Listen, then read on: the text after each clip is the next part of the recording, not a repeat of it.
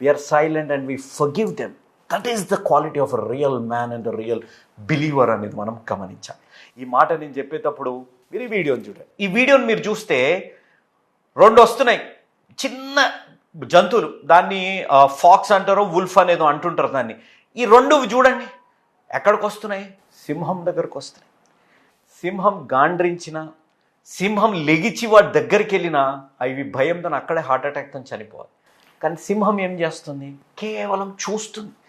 ఒక చూపు చూడగానే ఆ సింహం ఒక చూపుతేనే ఆ రెండు అక్కడ పరిగెత్తిపోతున్నాయి. అంటే సింహానికి నేను సింహం అని తెలుసు, తన శక్తి తెలుసు, తన బలము తెలుసు, అవతల వాడి బలహీనత తెలుసు. అవతల వాడిని నేను ఒక్క చెయ్యి లేపానంటే వాడు అక్కడికక్కడే అణిగిపోయి తొక్కుపోయే పరిస్థితి ఉంది అని తెలిసినా కూడా సింహం నిశ్శబ్దంగా ఒక చూపు చూడగానే అవి వెళ్ళిపోయాయి.